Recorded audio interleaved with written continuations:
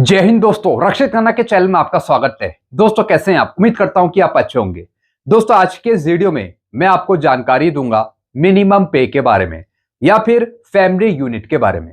दोस्तों 7 सीपीसी की आपकी मिनिमम पे थी 18,000 रुपए। 18,000 रुपए निकाली गई थी 3 फैमिली यूनिट को इंक्लूड करके, जिसमें बहुत से खर्चे शामिल थे, जिसमें बहुत सी प्राइस यूनिट शामिल थी। जो घर बार में हम चीजें यूज करते हैं उसके खर्चे शामिल थे मिनिमम पे निकालने के लिए। अब दोस्तों एक और नई खबर आ रही है, और खबर क्या आ रही है? 8th पे कमीशन, वेतन में मोबाइल इंटरनेट जैसे खर्चों को भी किया जाए शामिल। कर्मचारियों ने की नया फॉर्मूला बनाने की मांग। जी हाँ दोस्तों सबसे पहले मैं आपको 7 सीपीसी की मिनिमम पे दिखाना चाहूंगा। दोस्तों ये 7 सीपीसी की रिपोर्ट है। 7 सीपीसी में मिनिमम पे थी 18,000 रुपए। अब दोस्तों ये 18,000 रुपए कैसे निकाली गई? ये निकाली गई आइटम्स को यूज करके, प्राइस यूनिट को इंक्लूड करके। जो घर बार में हम चीजें यूज करते हैं उसके खर्चे शामिल करे गए। 7 सीपीसी में मिनिमम पे निकाली गई 18,000 रुपए।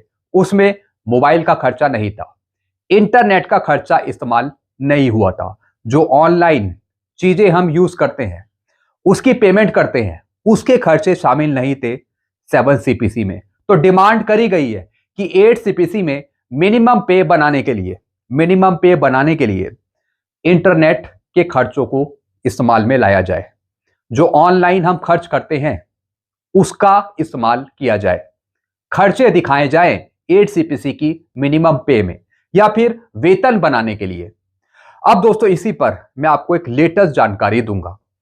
जेसीएम ने डिमांड करी है फैमिली यूनिट 3.6 की 8 सीपीसी में, और दूसरे संगठन डिमांड कर रहे हैं फैमिली यूनिट 5 की या फिर 4.2 की। फैमिली यूनिट को बढ़ाने की मांग तो करी है, लेकिन साथ ही साथ जो मिनिमम पे निकाली जाती है खर्चों के हिसाब से, प्राइस यूनिट के हिसाब से, तो दोस्तों उसमें और आइटम्स जोड़े जाएं 8 सीपीसी की मिनिमम पे निकालने के लिए, जैसे कि इंटरनेट के खर्चे, या फिर हम मोबाइल में रिचार्ज करते हैं तो उसके खर्चे भी शामिल करे जाएं 8 सीपीसी की मिनिमम पे निकालने के लिए। जो 7 सीपीसी में इंटरनेट के खर्चे, ऑनलाइन के खर्चे, मोबाइल के खर्चे यूज नहीं हुए थे मिनिमम पे निकालने के लिए 7 सीपीसी में। तो दोस्तों इसी पर एक जबरदस्त रिपोर्ट है जो मैं आपको समझाना चाहूंगा। वीडियो में आगे बढ़ने से पहले एक छोटी सी अपील मैं आपसे करूंगा, और अपील है चैनल सब्सक्राइब की। देखने में आए काफी ऐसे पेंशनर्स हैं, नए पेंशनर्स हैं जो वीडियो तो देख रहे हैं लेकिन अभी तक उन्होंने चैनल को सब्सक्राइब नहीं किया। ऐसे कितने पेंशनर्स हैं? 34%। तो मैं आपसे आग्रह कर रहा हूं कि अगर आप बराबर मेरे वीडियो देखते हैं, अगर आपने अभी तक चैनल को सब्सक्राइब नहीं किया तो फटाफट सबसे पहले आप चैनल को सब्सक्राइब कर लीजिए, ताकि आपको बेहतरीन जानकारियां, सही जानकारियां, ऑथेंटिक जानकारियां आपको तुरंत मिल पाए, और आगे आने वाले मेरे वीडियो के नोटिफिकेशन भी आपको तुरंत मिल पाए। चैनल सब्सक्राइब करने के या फिर वीडियो देखने के आपको एक भी पैसे नहीं देने, सब कुछ आपके लिए फ्री में है। तो जानकारियां लेने के लिए आप सबसे पहले आप चैनल को सब्सक्राइब कर लीजिए। चैनल का नाम है रक्षित खन्ना। चलते हैं दोस्तों, जानकारियों में आगे बढ़ते हैं। सबसे पहले दोस्तों मैं आपको एक 7 सीपीसी की रिपोर्ट दिखाऊंगा, एक टेबल दिखाऊंगा, और दोस्तों इसमें बताया गया है कि 7 सीपीसी की मिनिमम पे थी कितनी? 18,000 रुपए। अब दोस्तों इस 18,000 को निकालने के लिए 3 फैमिली यूनिट को इंक्लूड करा गया 7 सीपीसी में। साथ ही साथ दोस्तों कुछ आइटम्स यहां पे यूज करे गए, उसके खर्चे यहां पे लिए गए, उसकी प्राइस यूनिट यहां पे ली गई, जैसे कि दोस्तों राइस, व्हीट, दाल, raw vegetables, green vegetable, other vegetables, fruits हो गया, दूध हो गया, sugar, oil, fish, meat, egg, detergent, clothing, यानी घर बार में हम जो चीजें यूज करते हैं तो उसकी प्राइस यूनिट यहां पे ली गई। फिर दोस्तों फ्यूल हो गया, इलेक्ट्रिसिटी, वाटर चार्जेस, इस पे जो खर्चे होते हैं उसका भी यहां पे इस्तेमाल करा गया। फिर मैरिज के लिए, रिक्रिएशन के लिए, फेस्टिवल के लिए, ये सब चीजें यहां पे इंक्लूड करी गई मिनिमम पे निकालने के लिए। और दोस्तों लास्ट में डीएडीआर का परसेंटेज जोड़ा गया, यानी 1/16 को आपका डीएडीआर कितना था? 125%। तो उसका भी यहां पे परसेंटेज जोड़कर आपकी मिनिमम पे बनाई गई 18,000 रुपए। अब दोस्तों ये तो बात हुई 7 सीपीसी की मिनिमम पे की। अब मैं बात करता हूं 8 सीपीसी की मिनिमम पे की। जी हाँ दोस्तों, अब 8 सीपीसी की मिनिमम पे भी इसी तरीके से निकाली जाएगी, खर्चों का इस्तेमाल करके। अब दोस्तों आइटम्स को और बढ़ाने की मांग करी गई है। फैमिली यूनिट को तो 3.6 करने की डिमांड करी है जेसीएम ने, लेकिन साथ ही साथ जो आइटम्स हैं उसको बढ़ाने की मांग करी है। जो आप यहां पे आइटम्स देख रहे हैं इसमें और इजाफा किया जाए 8 सीपीसी की मिनिमम पे बनाने के लिए, तो ये डिमांड करी गई है। जैसे कि दोस्तों आप यहां पे देख रहे हैं 8th पे कमीशन, वेतन में मोबाइल इंटरनेट जैसे खर्चों को भी किया जाए शामिल। कर्मचारियों ने की नया फॉर्मूला बनाने की मांग। जी हाँ दोस्तों, 7 सीपीसी में मिनिमम पे बनाने के लिए मोबाइल के खर्चे हो गए या फिर इंटरनेट का खर्चा हो गया, वो प्राइस नहीं लिए गए थे 7 सीपीसी की मिनिमम पे बनाने के लिए। लेकिन अब डिमांड करी जा रही है कि 8 सीपीसी में इन सब खर्चों को लिया जाए, क्योंकि आजकल हम मोबाइल ज्यादा यूज करते हैं, मोबाइल पे रिचार्ज कराते हैं, ऑनलाइन चीजें मंगवाते हैं या फिर हम इंटरनेट का ज्यादा उपयोग करते हैं। तो दोस्तों उन सब खर्चों का इस्तेमाल किया जाए 8 सीपीसी की मिनिमम पे बनाने के लिए, ताकि मिनिमम पे 40,000 50,000 के आसपास पहुंच जाए। अब दोस्तों यहां पे देखिए क्या लिखा है। इससे पहले 7th पे कमीशन ने न्यूनतम वेतन तय करने के लिए पुराना फॉर्मूला इस्तेमाल किया था। जी हाँ दोस्तों, 7 सीपीसी में जो मिनिमम पे निकाली गई थी उसमें पुराना फॉर्मूला ही यूज हो रहा था। जो जरूरतें उस टाइम पे यूज हो रही थी, जो खर्चे उस टाइम पे हो रहे थे, वो आइटम्स इसमें नहीं लिए गए थे, जिससे आपकी मिनिमम पे 18,000 रुपए बनी, बल्कि बननी चाहिए थी 25,000 21,000 के आसपास। फिर क्या लिखा है दोस्तों आगे, जिसमें मोबाइल इंटरनेट जैसे आज के जरूरी खर्च शामिल नहीं थे। जी हाँ दोस्तों, 7 सीपीसी में भी मोबाइल यूज होता था, उसमें भी हम रिचार्ज कराते थे, इंटरनेट का प्रयोग जब भी हम करते थे, लेकिन इस टेबल में मोबाइल के खर्चे शामिल नहीं थे, इंटरनेट के खर्चे शामिल नहीं थे। यह सबसे बड़ी प्रॉब्लम थी। फिर क्या लिखा है, ऐसे में 8 सीपीसी से मांग की जा रही है कि वह आज की जरूरतों को कवर करने वाला न्यूनतम वेतन तय करे। स्टाफ साइड चाहती है कि समय बदल गया है, इसलिए फॉर्मूला भी बदले। जी हाँ दोस्तों, जो आज की जरूरतें हैं, जो आज की चीजें हैं, जो हम घर बार में यूज करते हैं, तो उसके खर्चे के हिसाब से 8 सीपीसी की मिनिमम पे बनाई जाए, ना कि पुराने फॉर्मूले को यूज करके। नया फॉर्मूला यूज होना चाहिए आज के खर्चों को देखते हुए। ये बिल्कुल सही डिमांड है। फिर क्या लिखा है, सरकार ने 8th पे कमीशन की गठन की मंजूरी दी है, जिसका काम है कर्मचारियों की सैलरी, भत्तों और सुविधाओं में बदलाव की सिफारिश करना।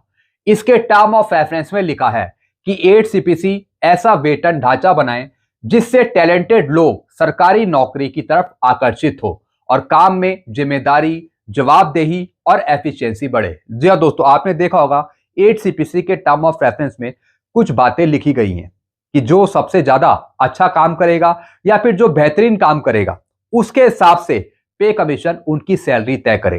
फिर क्या लिखा है दोस्तों आगे, लेकिन इसके तहत यह नहीं बताया गया है कि न्यूनतम वेतन तय करने का फॉर्मूला क्या है। कर्मचारी संगठनों का कहना है कि आज की महंगाई और आधुनिक जरूरतों को देखते हुए एक नया अपडेटेड फॉर्मूला बनाना चाहिए। बिल्कुल दोस्तों, एक नया फॉर्मूला बनाना चाहिए, उसके आधार पे मिनिमम तय करी जाए 8 सीपीसी की, आज की जरूरतों के खर्चों के हिसाब से। फिर क्या लिखा है, स्टाफ साइड की क्या मांग है। इसके पहले 7th पे कमीशन ने न्यूनतम वेतन तय करने के लिए पुराना फॉर्मूला इस्तेमाल किया था, जिसमें मोबाइल इंटरनेट जैसे आज के जरूरी खर्च शामिल नहीं थे। ऐसे में 8 सीपीसी से मांग की जा रही है कि वह आज की जरूरतों को कवर करने वाला न्यूनतम वेतन तय करे। स्टाफ साइड चाहती है कि समय बदल गया है, इसलिए फॉर्मूला भी बदले। अब खाने कपड़े के साथ मोबाइल इंटरनेट और डिजिटल खर्च को भी जरूरी माना जाए। बिल्कुल दोस्तों 7 सीपीसी की जो मिनिमम पे निकाली गई थी वो इन आइटम्स के आधार पर निकाली गई थी, जिसमें घर की जो चीजें थी, आइटम्स थे, उसकी प्राइस यूनिट के हिसाब से मिनिमम पे निकाली गई। लेकिन दोस्तों इसमें कहीं इंटरनेट का खर्चा शामिल नहीं था। जो हम ऑनलाइन ट्रांजैक्शन करते हैं, ऑनलाइन चीजें खरीदते हैं, तो दोस्तों उसके खर्चे भी इसमें शामिल नहीं थे। तो दोस्तों अब डिमांड करी जा रही है कि बिल्कुल इसी टेबल के हिसाब से जब 8 सीपीसी की मिनिमम पे बनाई जाए तो दोस्तों इन आइटम्स के साथ साथ जो ऑनलाइन खर्चे हैं उनको भी इंक्लूड किया जाए, जैसे कि दोस्तों मोबाइल का खर्चा, इंटरनेट का खर्चा, या फिर जो डिजिटल खर्च है, जैसे कि हम ऑनलाइन चीजें पे करते हैं, ऑनलाइन चीजें मंगाते हैं, तो दोस्तों उसका भी खर्चा शामिल होना चाहिए नए फॉर्मूले के हिसाब से। यह बिल्कुल सही डिमांड है ताकि हमारी मिनिमम पे आज के खर्चे के हिसाब से ज्यादा बढ़े, 40,000 50,000 के आसपास। दोस्तों अगर आप मेरी बात से सहमत हैं, एग्री है, तो जरा कमेंट करके आप अपने सुझाव जरूर दीजिएगा। फैमिली यूनिट तो 3.6 की डिमांड करी है, लेकिन साथ ही साथ जो आइटम्स है उसमें भी इजाफा किया जाए, ऑनलाइन जो खर्चे होते हैं उसको भी इंक्लूड करा जाए। फिर क्या लिखा है दोस्तों आगे, वेतन स्ट्रक्चर में इन चीजों को शामिल करने की उठी मांग। जी हाँ दोस्तों, अब वेतन स्ट्रक्चर में किन चीजों को शामिल किया जाए जरा उस पर एक नजर डाल लेते हैं। हाल ही में स्टाफ साइट की मीटिंग हुई जिसमें उन्होंने एड्स पे कमीशन को एक सुझाव देने का फैसला किया है। उनका कहना है कि न्यूनतम सैलरी तय करते समय सिर्फ खाने पीने और कपड़े पर खर्च नहीं बल्कि आज की जिंदगी की जरूरतें भी शामिल की जाएं। जी हाँ दोस्तों, सिर्फ खाने पीने की चीजें ही नहीं, पहनने ओढ़ने के कपड़े ही नहीं, जो दूसरी चीजें हैं जिन पर आम जनता या फिर हम खर्च करते हैं, जैसे कि डिजिटल प्लेटफॉर्म, ऑनलाइन हम पेमेंट करते हैं, ऑनलाइन चीजें हम मंगाते हैं, इंटरनेट का हम ज्यादा यूज करते हैं, मोबाइल के हम रिचार्ज करते हैं, तो उसका खर्चा भी, उसकी प्राइस यूनिट भी ली जाए इन आइटम्स में और एक सही मिनिमम पे निकाली जाए 8 CPC की। उनके हिसाब से इन चीजों को जोड़ना चाहिए। एक वयस्क को रोजाना कितनी कैलोरी चाहिए? जी हाँ दोस्तों, एक वयस्क को कितनी कैलोरी की जरूरत है, तो वो भी इंक्लूड करी जाए। फिर परिवार का आकार। जी हाँ दोस्तों, एक परिवार का आकार क्या है, कितने लोग हैं, कितनी फैमिली यूनिट उनकी बन रही है, वो भी इंक्लूड करा जाए।